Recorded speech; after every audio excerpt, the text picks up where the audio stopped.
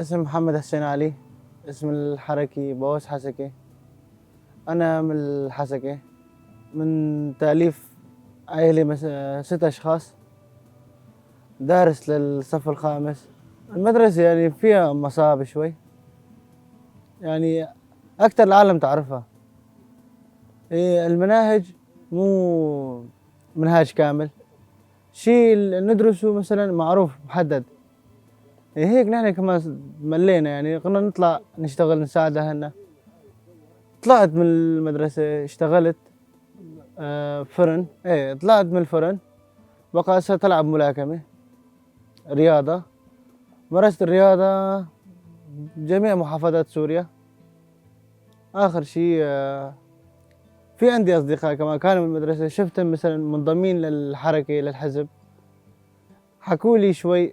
صارت عندي فكرة حلوة، يعني مو مثل أي جهة. يعني بالحكي مثلا ب 2015 الحكي هذا سمعت إنه أبو شي يبكي هيك، يعني حركتهم حلوة، ما في عندن تفرقة. بس فوت بيناتنا لسه تعرفن أكثر مني. صارت عندي فكرة إنه خلص بدي أروح. بقى انضميت ب 2015. وقتها انضميت لجوان شون شقر، علموني دروس، يعني مثل ما إنه فهموني الحياة صح، يعني علموني الصح من الغلط. مثلا علموني روح الرفاقية. شغلة كمان إنه الشيء شفته عندن، ما في إنه هذا أحسن من هذا، كله واحد. يعني من أكبر واحد لأصغر واحد ما يحسب حاله كبير، يحسب حاله واحد مثله مثل غيره. يعني أخذت اطلاع إنه حركة حلوة. وقتها قالوا لي تطلع معنا على الحملة. ما كان عندي اطلاع إيش حملة. علموني على تدريب السلاح، علموني على هاي، قالوا لي الجبهات هيك هيك هيك. قلت أنا جاهز أطلع. طلعت أول حملة إلي كانت بمنبج.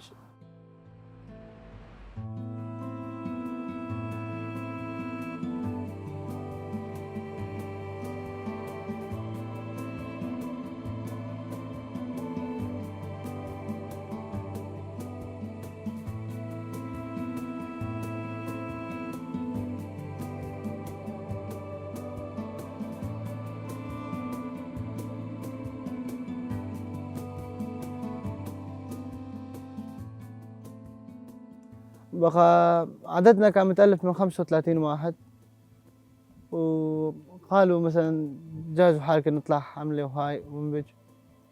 أنا بحياتي ما حضرت قتال ولا حضرت شيء. أول حملة لي بحياتي كانت منبج.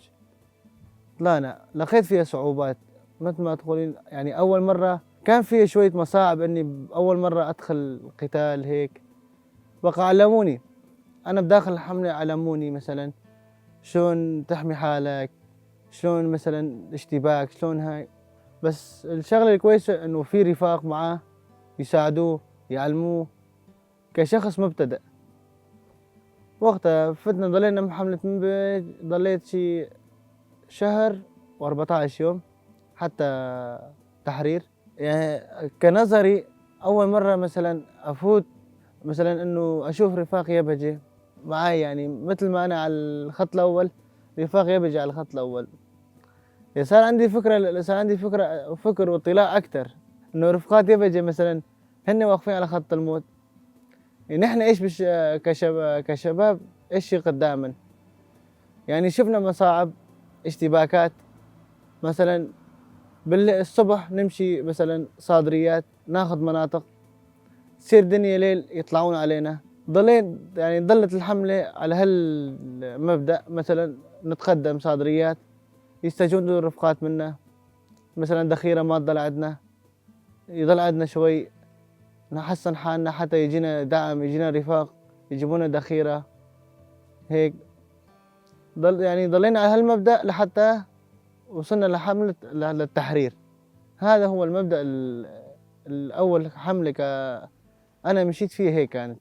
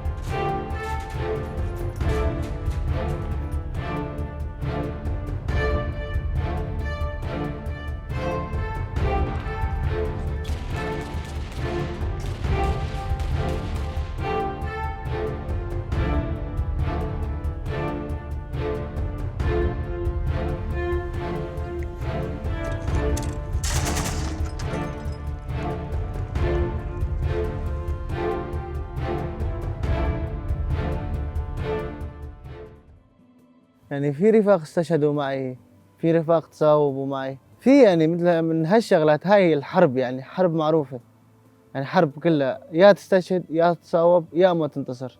خلصت حملة منبج، نزلنا على البيت استراحينا 15 يوم. قالوا هذا في حملة شدادة، قلنا له جاهزين. مشينا حملة شدادة كانت. وقتها كانت معنا رفاق يبجي، ما خلونا ندخل على الخط الأول. هن فاتوا بالمقدم. ضلينا مثلا نعطي دعم للرفاق اليبجي، صرنا مثل ما دعم يعني. ضلينا مشينا الشدادي خلصناها لحتى وصلنا قشق الزينات. من قشق الزينات وقفت الحملة يعني مثل يعني كلها مثلها، يعني صادريات تمشي بالليل بالنهار، اشتباكات، مصاعب. مشينا مثلا حملة الشدادي لقينا فيها صعوبات. مناطق هي تحت سيطرة داعش. نحن كقوات يعني يبكي كنا نحن شغلنا نحرر الشعب يعني من هذا التنظيم يعني. عشان هيك نحن كإنسان مو من المناطق هذيك ما نعرفها. نحن شغلتنا بس كنا نمشي نحرر المناطق، نطالع العالم من تحت تأثير داعش. هيك يعني نلاقي صعوبات، مرات ما يضل عنا أكل، مرات ننقطع من الأكل يومين ثلاثة زي تسكر طريق علينا، نتحمل إيش ما نشوف بالسجر هيك ناكل. يعني أغلب الأحيان كنا نضل يومين بلا أكل بلا مي. مرات كنا نضل مثلا ذخيرة مخزن واحد، حتى مثلا يستنى دعم يتسكر طريق. يعني ضلينا بالشدادي بهالمناطق هذيك حتى وصلنا قشق الزينات، هنيك وقفنا.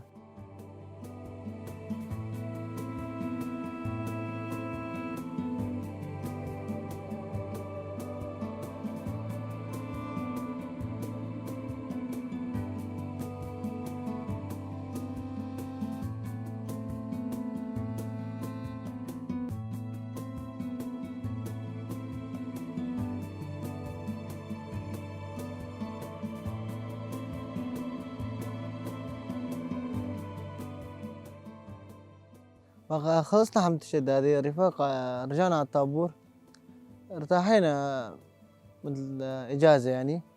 رجعنا على الطابور قال هو في حملة الرقة. طلعنا على حملة الرقة، فتنا بالجزرات مع جزرات حتى وصلنا الكرامة.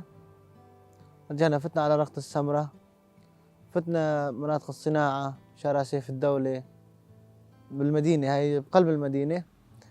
وقتها هونيك ما ضل شي للتحرير يعني، دوار النعيم بقى الدواعش طلعوا علينا، اجاهن دعم، انسحبنا الى رخت السمراء. بقى يوم الثاني كمان رجعنا دخلنا المناطق كنا محررينها.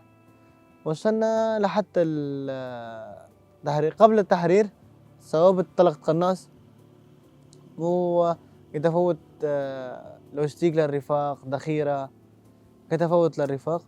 بقى كان في رفاق عاطين مثلا لوجستيك، انزل من همر وضربني القناص. وقتها رجعت بس يمكن ارتاحت ساعتين، اودي لوجستيك للرفاق، ضربني القناص طلقة بيدي بس ما صار، ما تأذيت زيادة. رجعوني الرفاق على المشفى، ضمدوا لي الجرح وهاي. قالوا لي ترجع البيت ما هاي، قلت لا اضل، ما ضل شيء يعني تخلص الحملة نحرر وارجع. خلصنا من تحرير حملة الرقة، رجعنا على البيت اجازات هاي، قعدنا بالطابور شوي. فقالوا في حملة على الدير وهاي، طالبين منا من الرفاق. قلنا عادي نحن جاهزين. طلعنا على منطقة الصبحة، فتنا بحملة الصبحة حررناها. من الصبحة رحنا على بصيرة، من بصيرة دوار العتال، فتنا مساكن العمر تحريرة، حررنا حقل العمر. رجعنا من حقل العمر على شحيل وديبان وطيانة والجردي سويدان أبو حمام. يعني هالمناطق يعني مشيت فيها كلها حملة صادريات تحرير وهاي. على مثلا وقت بحملة الرقة كنا عيرونا الرفاق على لوجستيك نفوت للرفاق جوا مثلا على الجبهات. فخفتنا كانت بالثنتين ثلاثة العصر، فتنا نودي أكل للرفاق، بقى يضربون علينا حشوات بسفنج. وقفت الهامر، ما نقدر ننزل منها، إذا ننزل نستشهد. بقى ضلينا بقلب الهامر، في بقلب الهامر مثلا طلاقيات هاي نصد، نشوف الدواعش يعني شلون يضربون علينا، نطلع علينا. بقى ضلينا بالقلب الهامر لل9 بالليل حتى اجوا الرفاق طالعونا من قلب الهامر يعني. بقى وصلنا هونيك على ابو حمام، بقى نستنى يجينا تبديل. بقى الرفاق قالوا فوتوا على، بس انه ضل هاليوم نكسبوا، فوتوا على الهجين. بقى فتنا على هجين، صار فيها ب4 الصبح بلش تجينا كتاف نارية نطلع، وانه سيارات دواعش كتير يعني، كانت ميطورات سيارات هاي. بقى فاتوا من عندنا، وفي من راحوا من عندنا، نحن كنا متألفين من 7 جروبات قلب بيوت. بقى فاتوا لعندنا دواعش، كم واحد ضلوا عندنا هونيك بالمنطقة نحن فيها. بقى سيزنوا علينا قنابل. في رفيق استشهد على فوق على السطح، في انا وفي شاب اسمه صديقي ماسيرو، هو انا هو تحت سفرة الدرج. بقى دواعش 2 عراقية يقولون هون هن جوا يعني. نحن ما نطلع صوت، ويعني ما ضل معنا كل واحد يعني تقريبا مخزن، يا اما نستشهد يا اما نطلع وننتصر ونطلع. بقى ضلينا حتى هذول 2 فاتوا، في واحد حاط براسه كاميرا يعني عم يسوي اصدارات. بقى اول ما فاتوا طلعنا عليه انا وصديقي قتلناه اثنيناتنا، اخذنا منهم ذخيره وهاي. يعني صرنا شوي عندنا امكانيه يعني نوقف. بقى طلعنا من المنطقه هذيك، نرجع للتجمع بالبحره يعني، يعني مكان شوي بعيد يعني شي 2-3 كيلومتر. بقى في معنا رفيقنا شهيد يعني شلناه وهاي. وقت ما وصل عند قوات يعرفوا يفكرون احنا استشهدنا يعني، بس نحن ما فينا شيء، مو انقطع التواصل بينه وبين قبضات، ما ضل في شي احد. بقى وصلنا عند رفاق كانوا قوات ديريك، اخذونا عند. بقى ضلينا يعني يومين بلا اكل، لا اكل ولا شرب ولا كل شيء. قلنا جوعانين، طعمونا وهاي. حطونا مثلا بسيارتهم كمان حتى وصلونا على التجمع، ونحن بقلب التجمع جت علينا مفخخة كمان، فجرت حالة يعني. وقتها هونيك قالوا خلص استراحوا، ترجعون على البيت. رجعنا إجازة على البيت وهاي، رجعنا على الطابور. طلبوا منا يطلعونا حملة الباغوز السوسة وهاي.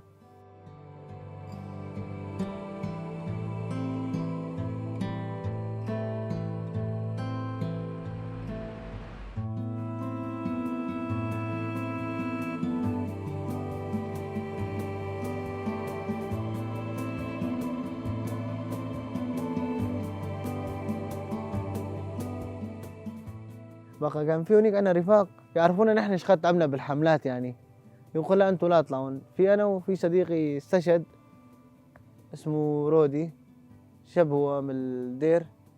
بقى أنا وهو كنا أصدقاء كتير مع بعض يعني، بالإجازة أنام عنده ينام عندي هيك يعني، ما كنا نبعد عن بعض كتير.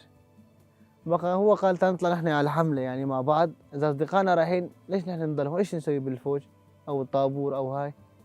بقى نحن بنروح. فتنا عند الرفاق كوادر، أنا هو نريد نطلع نحن على الحملة، قالوا أنتوا لا تضلون عندي هون لا تطلعون. إيه سوينا كوني وتكاوننا ونطلع على الحملة يعني، لحتى وافقنا طلعنا على الحملة. وقتها فتنا بالمناطق السوسة هاي، المناطق هذيك كانت يعني فتنا حملات قبل رقة هاي هالمكانات هيك. ما كان فيها الألغام بهذيك المكانات، هذيك كانت يعني تفتح باب تغلقهم يعني، ايش ما تمشي بالشوارع كله ألغام. بقى حررنا السوس التحتاني السوس الفوقانية، حدفتنا بالباغوز التحتاني. فتنا بتحرير، بلشنا بالفوق تيجي بعده المخيم. وقتها هونيك فتنا صادريات، كان الدنيا ليل. أخذنا بيت قعدنا فيه أساسا نستراح. بقى سيضربون علينا صواريخ حرارية. وقتها هونيك تصوبنا. استشهد عندي أصدقائي 2، في 3 تصوبوا. في واحد صديقي اسمه عكاش كمان تصوب إجره. أنا ما كنت أعرف إيش إصابتي، لحتى أجى صديقي عكاش شاني على ظهره وهيك، ما مشينا يمكن 4 أمتار ووقعنا. بقى ارتكيتك على كتفه لحتى طلعنا بالهمر، وصلنا لعند الرفاق على التجمع بالمشفى. طلعوا عليك ضربوني إبرة عشان لا أطلع على مثلا إيش إصابتي، هيك يضمنون الجروح يعني. بقى صحيت بالمشفى، طلعت إنه إجري وهي مقطوعة وهاي، انزعجت كتير وهيك. بس وقت طلعت حوالي في رفاق رايحة إجرين إيدين هيك، أنا كنت الحمد لله ما فيني شي. بقى خلصت علاجي بالمشفى، رحت على دار الجرحى عشان الضمادات هيك. بقى اجت امي لعندي، بطلع على في شاب صديقي اعرفه انه هو اجره مقطوعه كمان مركب طرف اصطناعي. بقى اقول لها امي طلع يعني مثلا هذا هو كمان مركب هذا طرف اصطناعي ونفس اجري يعني. قالت لا ما صدق. راحت رفع عن اجره هيك، طلعت انه بالفعل يعني. امي فرحت، قالت يعني انت كمان بكره هيك؟ قلت لها انا كمان بكره هيك يعني. وحتى تخرجت. يعني في عالم تقول لي ليش هيك سويت بحالك وتصوت، بالعكس هذا فخر إلي يعني. لمين صوت؟ صوت مشان الشعب، مو عشان نحرر الشعب عشان هاي يعني. خلص راحت يعني مثل ما تقول في عالم تقول فدا الوطن يعني. ها هي يعني. أنا حتى كمان قعدت بالبيت استراحيت. رفاق بعثوا علي على بالوردة، إن بالوردة سياسية يعني خاصة بالغازيين يعني. استوينا بالوردة، بعد البوردة مثلا في رفاق يطلبونا على العمل يعني، مو كهندام عادي يعني. مثل ما تقول له قيمته له احترامه يعني، رفيق غازي. يعني هلا يعني نحن جاهزين مثلا نطلع على العمل على الشغل، عم نطلع عم نشتغل عم نروح يعني. كمان الرفاق ما يقصرون معنا، يساعدونا يعني. اعطينا احترام الزايد يعني وتقدير الزايد.